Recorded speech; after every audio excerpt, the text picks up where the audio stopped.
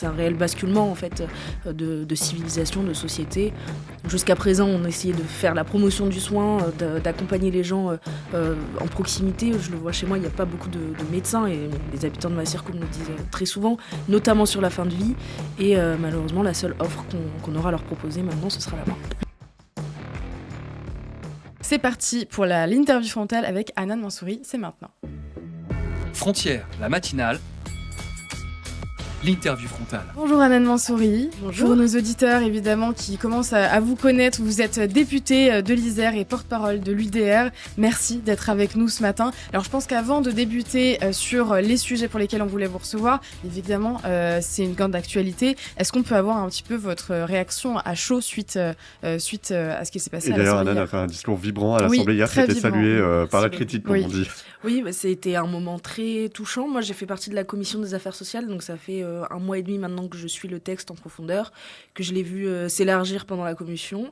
J'ai vécu aussi du coup les débats en hémicycle et comme le disait votre chroniqueuse tout à l'heure, en réalité non seulement il n'y a pas eu de débat sur le fond parce que tous nos arguments ont été balayés et systématiquement refusés, mais il y avait une ambiance très particulière de la part du rapporteur de ce texte-là, Monsieur Falorni, qui en fait nous tournait en ridicule systématiquement. Dès qu'il y avait une personne qui était contre le texte, on passait pour les fous du village, alors que nos propositions, elles étaient quand même, à mon sens en tout cas, très humaines, vouloir laisser du temps, notamment dans la réflexion. Parfois, quand on est face à un texte où on comprend qu'il y a aucune possibilité pour le faire échouer, on essaye quand même d'aller dans le bon sens en essayant de l'amoindrir et malheureusement, rien n'est passé.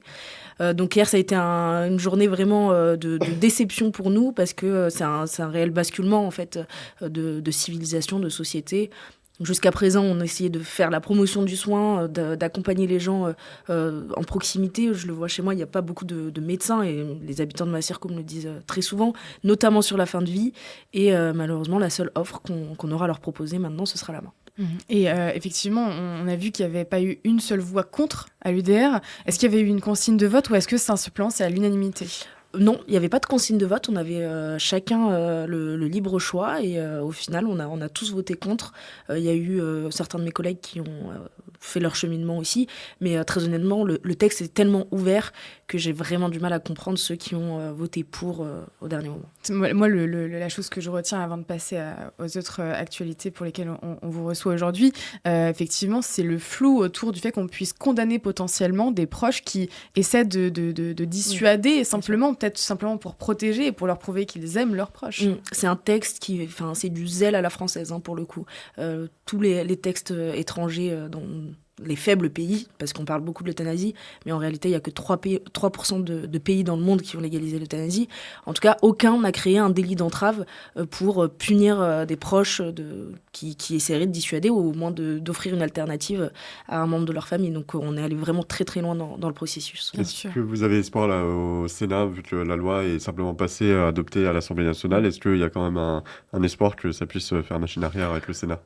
J'espère que le Sénat réussira à mettre un cadre. On ne pourra pas annuler le texte, quoi qu'il en soit, mais j'espère qu'ils réussiront à faire un cadre plus strict, on va dire. Et surtout, je compte beaucoup sur la mobilisation des Français. Nous, on a essayé d'en parler en amont, mais c'est vrai que le quotidien des gens fait qu'ils ne s'intéressent pas forcément à tous les textes qui passent à l'Assemblée nationale. Et le fait qu'il ait été adopté une première fois à l'Assemblée fait qu'il y a quand même un réveil. J'ai reçu beaucoup plus de messages parce que les gens se rendent compte vraiment de ce dont on parle et du sujet. Donc j'espère qu'il y aura une mobilisation des Français quand le texte reviendra à l'Assemblée. Pour nos auditeurs qui sont intéressés par ce sujet qui est effectivement d'actualité mais qui est crucial et qui concerne tous les Français, je vous invite à suivre Lauriane Bernard qui est notre journaliste qui s'occupe de suivre justement tout ce qui se passe à l'Assemblée nationale, tous les textes qui sont potentiellement qui passent un peu sous les radars. Alors celui-ci ne passe pas sous les radars puisqu'on ne fait qu'en parler, mais vous pouvez notamment retrouver ses tweets qui vous permettent de tout suivre tout ça. Notamment hier, c'est vrai qu'elle le rappelait pour conclure et passer à la suite. Elle lui disait l'euthanasie serait très encadrée en Belgique selon certaines citations. En réalité, en Belgique, il y a eu une jeune fille de 23 ans qui a que 1 an de moins que moi, qui a demandé l'euthanasie parce qu'elle souffrait de dépression après les attentats de Bruxelles et on lui a accordé. Donc, il faut aussi prendre la mesure des dérives qu'il peut y avoir suite à ces lois. Bon, on vous recevait pour d'autres actualités également. Je pense qu'on peut lancer le premier élément sonore. C'est François Bayrou qui a été invité sur BFM TV hier. Le Premier ministre a évoqué son désir de proposer proposer aux députés de se prononcer sur la proportionnelle aux législatives. On écoute tout de suite. Je proposerai à l'Assemblée nationale, qui est souveraine, je proposerai qu'elle examine cette question qui traîne depuis des décennies. Vous voyez, tout ce que nous traitons là, il y a des décennies que la question est posée et que personne ne la traite. Le texte qui a été adopté en 86 est peut-être un des textes d'arrivée sur lequel on puisse trouver un accord.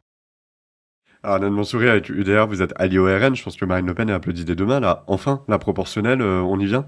Alors, effectivement, c'est une demande de Marine Le Pen et d'Éric Ciotti aussi, depuis notamment les législatives dernières. Il y a un vrai enjeu démocratique là-dedans. C'est pas simplement changer un mode de scrutin pour essayer de renouveler notre système, mais c'est surtout que, dans le fond, on a fait le plus grand nombre de voix, l'UDR et le Rassemblement national, aux élections législatives. Et pour autant, aujourd'hui, on se retrouve avec un gouvernement de partis qui ont perdu ces élections-là. Donc s'il y a un enjeu démocratique derrière, évidemment que nous, on le soutiendra. Après, le système que propose Marine Le Pen, il est un peu différent de celui de M. Bayrou, puisqu'il y a quand même une prime majoritaire de 50% pour le gagnant, ce qui permet en fait d'avoir une majorité vraiment stable à l'Assemblée et de pouvoir aussi gouverner et pas se retrouver éventuellement, même avec ce même système-là, avec 3 blocs, ce qui se passe aujourd'hui à l'Assemblée. Là, qu'on comprenne bien, en 2024, s'il y avait eu les proportionnelles aux élections législatives, on peut imaginer que le bloc national, notamment avec le RN et l'UDR, l'aurait emporté et que potentiellement Jordan Bardella serait Premier ministre. Absolument. C'est exactement ce qui se serait passé. Et par ailleurs, ça empêche aussi, au moment de la campagne électorale, ça empêche aussi de pouvoir jouer avec le système aussi électoral entre le premier et le second tour. Ce qui s'est passé, c'est pour ça qu'on a perdu des sièges. C'est parce que certains candidats se retiraient. La gauche s'est retirée pour laisser gagner les macronistes, les républicains. Et parfois, dans d'autres cas, c'était l'inverse. Donc là, avec un scrutin proportionnel, la liste ne bouge pas entre les deux tours. Et donc, ça permet de stabiliser ça. On sait que c'est quelque chose qui tenait à cœur à François Bayrou. Il en parle depuis des années. Est-ce que vous ne craignez pas que ce soit une initiative personnelle qui ne soit pas forcément approuvée par Emmanuel Macron et que finalement, ça n'aboutisse pas? Bon, écoutez, moi, je fais pas une confiance absolue ni en Bayrou ni en Emmanuel Macron. Donc, oui, effectivement, il fait une annonce. Pour l'instant, ça va dans le bon sens, en tout cas, nous concernant. Ensuite, oui, effectivement, il faudra que ça arrive assez rapidement. Et vous pensez que c'est le seul moyen de contrer la France insoumise, par exemple, en 2027, sur les prochaines législatives, s'il n'y en a pas avant, avec une dissolution? Je pense qu'en 2027, il est possible que le contexte change aussi. Normalement, dans un cas classique, on va dire, à l'issue d'une présidentielle, c'est toujours le président élu qui est favori au moment des législatives, considérant que le Rassemblement national et l'UDR gagneront la présidentielle. Je pense qu'on sera majoritaire aussi, même si on garde ce mode de scrutin-là. Mais sur le long terme, disons que la proportionnelle est quand même nécessaire. Comment ça a été bien reçu là dans l'hémicycle? Pensez ça va être globalement approuvé? Ça a été bien reçu, mais toujours pareil, il y a de la méfiance. On attend encore des actes. Ouais. Ok. Et peut-être démocratiquement, on sait qu'il y avait d'autres propositions aussi à l'UDR comme au RN. Marine Le Pen parle beaucoup de la démocratie directe avec des référendums directs. Est-ce que vous dites que la proportionnelle peut être un premier pas vers toutes nos demandes en matière d'évolution du cadre démocratique? Je crois que les deux sont pas opposés. On peut à la fois proposer un mode de scrutin qui soit plus démocratique et en plus avoir des référendums sur des sujets qui concernent les Français, des sujets régaliens comme l'immigration par exemple, qui est l'un des sujets d'importance pour les Français. On a un deuxième élément sonore pour rebondir aux actualités. Qui va faire le lien avec le sujet immigration, justement. Exactement. Bruno Retailleau a dévoilé les contours de sa lutte contre l'islamisme en France, suite notamment au rapport sur les frères musulmans qui est sorti la semaine dernière. Le Premier ministre souhaite notamment s'inscrire dans la Constitution que nul ne peut se prévaloir dans sa religion pour échapper à la règle commune. On écoute tout de suite. Je pense qu'on aurait peut-être avantage de modifier la Constitution pour y faire rentrer une phrase qui aurait beaucoup de conséquences. Nul ne peut se prévaloir de sa religion, de ses croyances, de ses origines. C'est ce que souhaite faire l'entrisme islamiste. Échapper à la règle commune. Faire en sorte de tordre la règle commune. Faire en sorte de progressivement déplacer la règle commune, l'influencer de telle façon à ce qu'elle devienne compatible avec l'islamisme. Changer une ligne dans la Constitution, ça va tout changer, Anne Mansouri? Bien sûr que non. Déjà, c'est formidable de voir que M. Retailleau a découvert à la fois que l'entrisme islamiste existait, que les frères musulmans existaient en France, mais aussi, visiblement, il a lu le programme de Marine Le Pen parce que ça faisait partie des mesures symboliques, bien sûr, pour lutter contre ces dérives-là. Je crois qu'il faut aller beaucoup plus loin.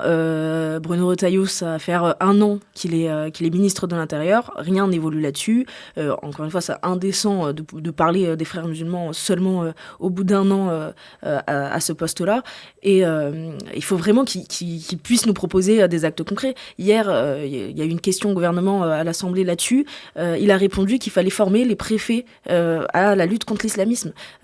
Au vu du nombre d'attentats qu'on a dans notre pays, c'est quand même assez dramatique que les préfets ne soient pas formés là-dessus et que si tel était le cas, il n'en ait pas fait une priorité dès le début de sa nomination. Mais surtout dans le plan national, depuis 2010, on se souvient, Marine Le Pen d'ailleurs a ressenti des propos tels qu'on déjà en 2012 où elle alertait sur l'entrisme, sur le frérisme, donc c'est pas d'hier, et on découvre seulement maintenant que c'est aujourd'hui que Bruno Retailleau effectivement appelle à former des préfets. Mais alors ce qui est surtout inquiétant, c'est dans ce rapport sur les frères musulmans, les rares recommandations qu'on trouve, c'est de alerter. Donc, bon, ça fait 10 ans de vous alerter, de enseigner le Coran, de mieux enseigner la langue arabe. Enfin, on marche sur la tête. Je crois que le vrai souci aussi avec Bruno Retailleau, encore une fois, qui est lié à tout le reste, c'est qu'il est de toute façon dans un gouvernement centriste, macroniste, qu'il a fait une alliance avec la gauche au moment des législatives, et donc il y a un peu des comptes à rendre à tout le monde.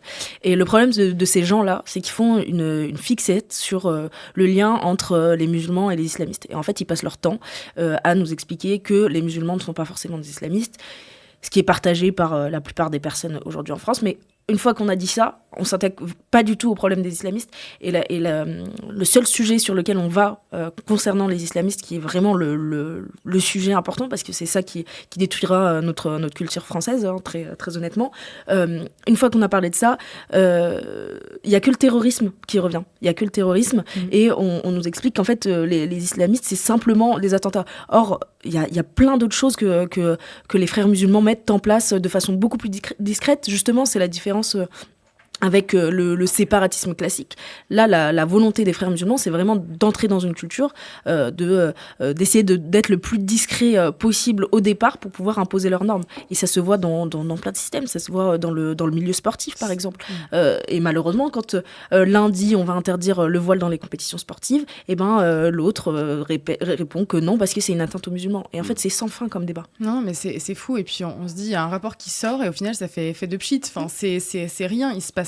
On a le sentiment qu'il se passera rien, Jordan. Et quand on voit notamment ta série qui revient sur tout ça, qui donne une fois de plus les preuves, qui donne des éléments, des arguments, etc., on a l'impression que ce n'est jamais suffisant. Et on en parlait avec notre précédent invité, notamment l'IESH, Institut européen des sciences humaines à Château-Chinon dans la Nièvre, dont tout le monde réclame la fermeture. Il y a des liens avec le frérisme. Il y a Al-Qaradawi, un prédicateur islamiste qui vient décorer la première promotion d'élèves. Il y a des terroristes qui sont issus de cet institut et on ne le ferme pas. Et pourtant, une fermeture administrative, ça se signe très facilement. Il y a autre chose, moi, qui m'avait interpellé dans ce rapport, c'est, on parle beaucoup justement, vous en parlez de la victimisation, de toujours crier à l'islamophobie, mais il y a toute une partie de la classe politique qui joue avec cette meute, pour employer le terme à bon escient, c'est la France Insoumise. Vous êtes opposé d'ailleurs à ce que des membres de la France Insoumise, je pense à Raphaël Arnaud, faisaient venir, vous allez nous expliquer, le CCIE. Voilà, le CCE, ancien CCIF, si je ne m'abuse, à l'Assemblée nationale. Tout à fait. Il collabore complètement en fait avec ces réseaux fréristes. Complètement, et c'est encore un exemple de la complaisance de la Macronie,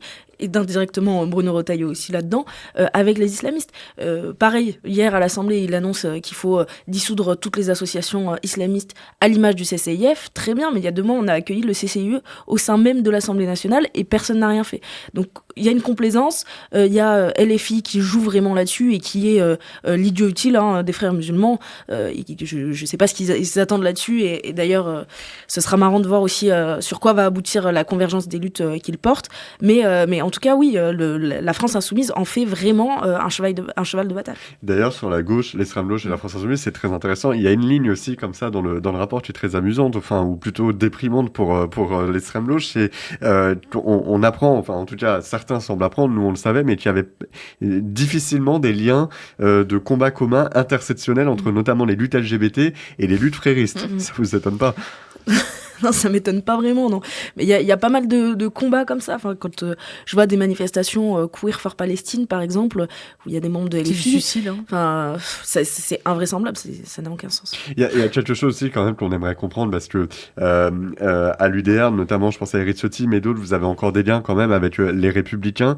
Vous dites pas, Bruno Retailleau, rejoins-nous, Bruno Retailleau, le diagnostic est posé maintenant. On sent quand même chez Bruno Retailleau l'envie d'agir par rapport à ce rapport sur les frères musulmans. Vous lui dites quoi, Bruno Retailleau? On lui dit de venir, mais malheureusement, en fait, au plus il reste dans ce gouvernement-là, au plus on a l'impression en fait qu'il s'y plaît et qu'il considère qu'il arrive à travailler dans ces conditions. Or, il n'y a aucun résultat. Il est vraiment bloqué par la Macronie et par la gauche. Ça n'a aucun sens. On lui a déjà proposé de venir avec nous au moment de l'Alliance aux législatives, ce qu'il a refusé. Il a peut-être eu besoin de temps, mais de là à entrer dans un gouvernement, d'abord de Michel Barnier, pourquoi pas, Michel Barnier est quand même une personne républicaine, mais d'être resté, de s'être maintenu dans celui de Bayrou, ça n'a pas de sens. Oui, Eric Ciotti a appelé à ce que Bruno Retailleau vous rejoigne. Oui, à plusieurs reprises, il pose le constat, il dit la même chose que nous, mais simplement il veut pas passer le cap. Et une dernière chose peut-être sur ce rapport, il y a beaucoup de questions de financement étranger. Je pense au Qatar, je pense à l'Arabie Saoudite, au Yémen, des financements avérés. Comment on peut lutter, peut-être mener, enfin je veux dire là-dessus aussi, on a des réseaux qui sont assumés, qui sont affichés. Qu'est-ce qu'on peut mettre en place? C'est le rôle des services de renseignement pour le coup de pouvoir tracer absolument tous les transferts financiers et de les bloquer une fois qu'on a identifié que l'objectif était vraiment de soutenir une cause frériste en France. Il y a un député que vous croisez régulièrement à l'Assemblée nationale, feu Premier ministre Gabriel Attal. Alors là, il met le paquet en ce moment en disant j'ai fait renforcer les douanes en France, j'ai mis la baya dans les lycées, je veux un bouclier de 15 ans. Non mais c'est ça quoi, je voudrais voilà une société beaucoup plus ferme. Il a parlé d'une bulle de protection. Quand vous le croisez à l'hémicycle, vous vous dites mais heureusement qu'il devrait devenir Premier ministre. Oui, c'est ça. On a l'impression qu'il n'avait pas les capacités de faire tout ça quand il était Premier ministre. Et encore une fois, ce que dit la Macronie, ça change en fonction de la météo. Il nous dit ça le matin sur Twitter. L'après-midi, l'une de ses collègues prend la parole en hémicycle pour nous faire le fameux speech de « il ne faut pas confondre les musulmans et les islamistes parce que c'est le terrorisme ». Enfin, il n'y a pas de position ni claire et en plus, il avait la capacité d'agir et il ne l'a pas fait. Oui. Moi, j'aimerais revenir rapidement sur un peu quelque part votre passé, parce que vous avez été militante, vous ne l'avez jamais caché, notamment dans les syndicats étudiants. Comment, aujourd'hui, vous observez ça depuis votre poste de député, puisque quelque part, vous avez vécu, notamment l'entrisme aussi qu'il pouvait y avoir dans les universités. Quel regard dans le rapport, Exactement, il en est question aussi de ça. Alors, une fois de plus, on ne le découvre pas, on le savait. Quel regard maintenant vous avez ? J'ai un regard qui est assez défaitiste sur le sujet pour l'instant. Quand je vois l'état de nos universités, moi j'ai fait ma fac à Grenoble et il y a qui est rongé, Grenoble. Voilà, il y a l'Institut d'études politiques aussi de Grenoble qui l'est encore plus. On avait 2 professeurs qui ont été épinglés sur les murs extérieurs de la faculté simplement pour avoir émis une critique sur l'islam dans le cadre d'un cours sur les religions et l'administration de Sciences Po n'a rien fait du tout. Donc encore une fois, il y a une complaisance, il y a des associations militantes qui sont clairement vent debout pour ce combat-là. On a des associations qui demandent systématiquement des salles de prière, qui demandent des moments pour rompre le jeûne. Donc en fait, ça va de plus en plus loin dans les demandes et c'est vraiment par là que j'entends le terme entrisme. C'est qu'on essaye de grappiller petit à petit le temps qu'on s'habitue en fait. Quel était le comportement des professeurs ? Parce que quelque part aujourd'hui on a encore le bilan, que ce soit avec l'Uni, la Cocarde qui viennent souvent nous expliquer ce qui se passe dans les universités. Mais est-ce que déjà, est-ce que des choses qu'on vous fait parvenir aussi encore ? Est-ce qu'il y a des choses, notamment au niveau de la hiérarchie ? Parce qu'on sait que certains présidents d'université parfois laissent des choses se passer, ou alors « Ah non, j'étais pas au courant », alors que c'était placardé dans les écoles. À Lyon, bien sûr. Ce professeur qui n'a pas été soutenu par sa hiérarchie. Bien sûr. Absolument. Oui, il y a une complaisance aussi des présidents d'université, ça fait aucun doute. À la fois sur le fait de ne pas divulguer ce qui se passe en interne, mais aussi de ne pas apporter de protection ni pour les professeurs qui se font agresser, ni pour les élèves quand on sait qu'ils sont militants et qu'ils sont en dehors de la pensée dite commune, en fait. Ouais, c'est quand même... Alors effectivement, Hanan a été militante, étudiante, mais aussi vous êtes une femme, je peux. A priori, il y a pas de Genre doute féminin. et en fait, il y a une autre femme politique très surprenante. Hier, c'est Nathalie Arthaud, lutte ouvrière, qui dans le média, donc média d'extrême gauche, a choqué un journaliste parce qu'elle s'opposait au voile, figurez-vous, en disant que c'était un outil d'oppression des femmes. Alors ça rejoint quand même un discours qu'il y avait à l'extrême gauche, que Jean-Luc Mélenchon portait d'ailleurs il y a quelques années. Je parlais de Gabriel Attal qui a interdit l'abaya. Est-ce que vous vous dites pas aussi en tant que femme, ce rapport aussi vient confirmer, parce qu'il explique aussi qu'il y a des liens avec le salafisme dans le frérisme, et on sait que la femme a un peu une place complètement réduite, déconsidérée dans l'islam salafiste. Est-ce que vous dites...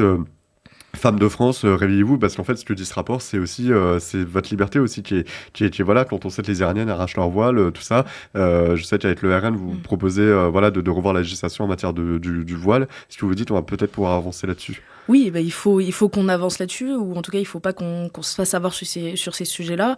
Et encore une fois, j'en appelle aussi à la gravité de ceux qui sont complices, parce que c'est eux qui permettent d'intellectualiser le débat et d'en faire justement un fait de société beaucoup plus accepté. Et là, je pense vraiment à la gauche, je pense aux associations féministes aussi, qui nous font croire que c'est une liberté, que c'est un droit absolu. Moi, je crois que dans ce que ça renvoie comme message et dans le mode de vie qui va aussi souvent avec, ça n'a rien de positif pour les femmes, et il faut évidemment qu'on se réveille sur ce sujet-là et qu'on soit hyper ferme là-dessus. Bien sûr, non mais c'est une évidence, c'est des choses qu'on suit de près. Je vous invite à regarder sur le site internet frontieresmedia.fr. On essaie de suivre au maximum sur nos réseaux sociaux évidemment, et je vous invite à suivre Hanan Mansouri qui évidemment fait partie de cette jeunesse extrêmement engagée qui aujourd'hui est à une place de députée qui est très importante et très méritée, contrairement à d'autres personnes. Et qui protège les journalistes à l'Assemblée nationale, on la remerciera jamais assez pour ça. Non mais faut le rappeler, Hanan c'était vraiment complètement mise interposée. C'est hors de question que nos journalistes partent. Et ben évidemment, ça fait toujours plaisir de voir des députés qui sont à nous protéger, à nous défendre, à dénoncer ce qui se passe. Donc merci beaucoup. Merci encore aujourd'hui.